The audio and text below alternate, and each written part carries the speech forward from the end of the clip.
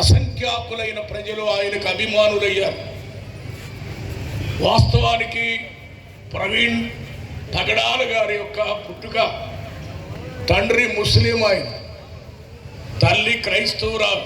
ఒకవేళ మీరు అనుకుంటున్నారేమో ఆయన ఏదో క్రైస్తవులు పుట్టాడు. తండ్రి ముస్లిం అండి, తల్లి క్రైస్తవురాలు. వారికి జన్మించిన సంతానములోని వ్యక్తే ప్రవీణ్ పగడాలుగా. కడప జిల్లాకు చెందినవాడు.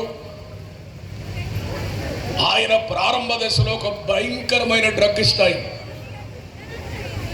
కత్తులతో బాంబులతో. ఇక కడప జిల్లా రాజకీయాలంటే మనకు తెలుసు కదా, అందులో ఆరితేరిన వాడు. కానీ ఒకానొక దినమున యేసుక్రీస్తును గూర్చిన బోధ, యేసు ప్రభు యొక్క ప్రేమ, ఆయన మానవ జీవితాలను ఎలా మారుస్తాడో, ఎటువంటి వారినైనా ఎలాగున మారు మనస్సులోనికి నడిపిస్తాడో ఆ వర్తమానం విని ప్రవీణ్ పగడాల గారు మారు మనస్సు పొంది అప్పటి నుండి క్రీస్తు భక్తుడయ్యాడు. చెప్పాలి అంటే ఆయన ఎంత తెలివి కలిగిన వాడంటే బహుభాషా ప్రవీణుడు. ఏ భాషలో మాట్లాడినా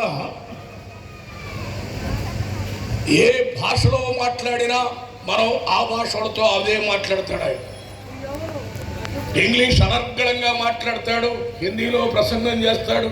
ఒక్క మాటలో చెప్పాలంటే ఆయన తెలివి. నార్త్ ఇండియాకు వెళ్ళినప్పుడు ఇండోర్లో ఒక్క నెలలో హిందీ నేర్చుకొని స్పీకర్ అయ్యాడు. ఆయన అంతటి మేధా సంపన్నుడు. ఆయన యేసుక్రీస్తు భక్తుడిగా మాత్రమే కాదు, సామాజిక సేవలో ఆరితేరినవాడు. హైదరాబాదులో ఆయనకు 2 సాఫ్ట్వేర్ కంపెనీలు సొంత ఉన్నాయి. కంపెనీలకు ఆయన CEO. అనేక మంది పేదలను, అనేక వర్గాల వారికి ఉద్యోగములు ఇచ్చినవాడు. ఆయనకు 2 కుమార్తెలు. కానీ ఆయన మనసు ఎంత మంచిదంటే అనాథులైన మిగతా ఆడపిల్లలను కూడా తన ఇంట చేర్చుకొని కూతుర్లతో సమానంగా చదివించి వివాహాలు జరిగించిన మహామనిషి ప్రవీణ్ పగడాలుగా. పేదలకు కానీ, అనాథలకు కానీ, విధవరాళ్లకు కానీ త్యాగం చేయటంలో, వారిని పోషించడంలో అసమానుడైన మహానుభావుడు ప్రవీణ్ పగడాలుగా.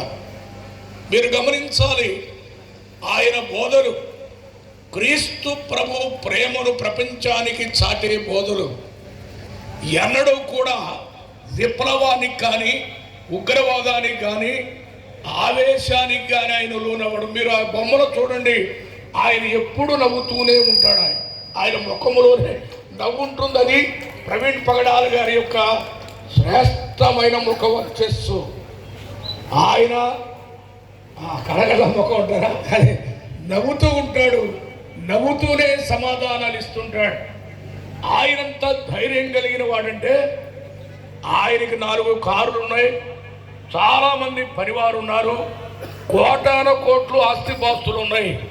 కానీ ఆయన అంటాడు, నేను ఒక సామాన్యమైన వ్యక్తిని, ఎవరు పిలిచినా వస్తాను, నేనే డ్రైవ్ చేసుకొని వస్తాను, నా పక్కన ఇంకెవరు కూడా ఉండరు, మంది మార్పాలం అన్నాడు.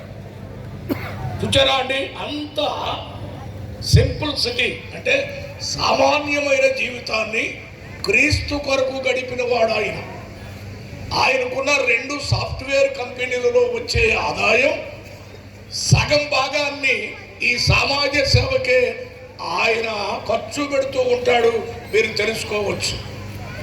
ఎంత మంచి వ్యక్తి. రాజమండ్రి దగ్గర మీటింగ్స్కు బుల్లెట్ బండి మీద వెళుతున్నాడు. నేను విమర్శలోకి వెళ్ళలేదు, కానీ సానుభూతిని గురించి మాట్లాడుతున్నాడు. మరి ఏమి జరిగిందో దేవునికి తెలియాలి, ఇన్వెస్ట్ చేసే వారికి తెలియాలి, ప్రభుత్వానికి తెలియాలి. వాస్తవానికి ఆయన శరీరము కానీ, ఆయన పడిన విధానం చూస్తే హత్య చేసిన విధానం కనబడుతుంది. దీని మీద లక్షలాది మంది ప్రజలు ఇది తేల్చాలి, హత్య ఎవరు చేశారో, ఎందుకు చేశారో అని పట్టుబడుతున్నారు. రెండవది, ఒకవేళ యాక్సిడెంట్ అయితే ఎవరు చేశారు, యాక్సిడెంట్ ఎందుకు చేశారు, ఏ బండితో గుద్దారు, ఇలాంటి వాటిని ప్రభుత్వం త్వరగా తేల్చాలి. ఎందుకంటే ఈవేళ ప్రపంచం అట్టుడిగిపోతుంది.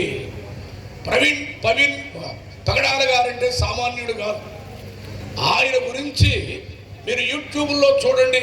ప్రపంచ దేశాలన్నీ ఈవేళ అమెరికా లాయర్లు కూడా కదిలిస్తున్నారు ఇండియాకి. తెలుస్తాము ఈ కేసు సంగతి అని అంటున్నారండి.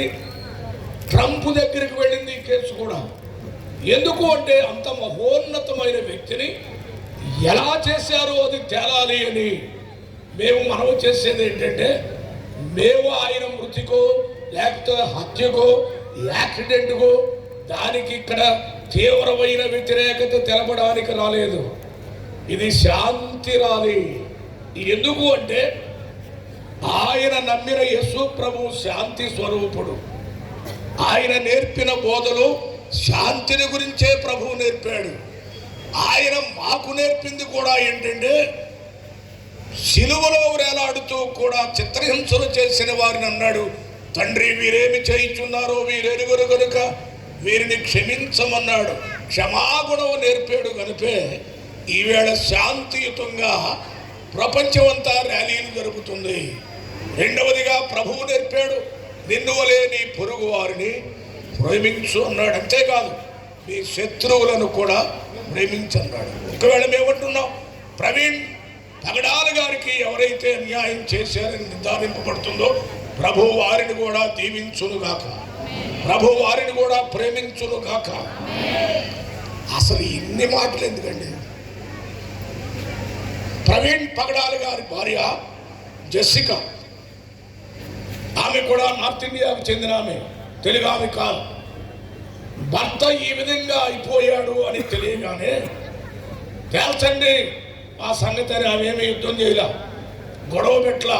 ఆమె ఇప్పటికంటుంది, నా భర్తకు హాని ఎవరైనా తలపెడితే వారిని దయతో క్షమించమని దేవుణ్ణి ప్రార్థిస్తున్నాను అంటుందండి. ఏ భార్యలు చెబుతారండి అలాంటి భర్త పోతే? కారణం ఏమిటంటే జెసికా గారు మహాభక్తురాలు, యేసు ప్రభువును నమ్మిన బిడ్డ. వాళ్ళ కుమార్తెలు కూడా అంటున్నారు, మా నాన్నగారు మా డాడీ గారు వారు ప్రభువు దగ్గరికి వెళ్ళారు, ఎవరిని మేము ఏమి నిందించడం లేదు, ప్రభువే చూసుకుంటాడు అంటున్నారు. అంటే క్రైస్తవ గుణము, క్రైస్తవ ప్రేమ, క్రైస్తవ క్షమాపణ అనేవి ప్రవీణ్ పగడాల గారి మరణంతోనే సర్వలోకానికి మరొకసారి రుజువవుతుంది. అయితే మనం చేయవలసింది ఏంటంటే, ఇందాక మిత్రులు చెప్పినట్టుగా ప్రభుత్వము ఈ విషయంలో త్వరగా ఏదో తేల్చాలి. అది హత్య లేకపోతే యాక్సిడెంట్ ఆధారాలతో బయట పెడితే కానీ ఇది సర్దరుగుదు కనుక దయచేసి ఈ వేదిక నుండి, శాంతి ర్యాలీ నుండి దైవ సేవకులము పాస్టర్లమైన మేమంతా కూడా త్వరగా దానిని తేల్చాలి అని సవినయముగా ప్రభుత్వానికి మనవి చేస్తూ, ప్రవీణ్ పగడాల గారు విడిచిపెట్టిన భార్య బిడ్డల కుటుంబానికి ప్రభువే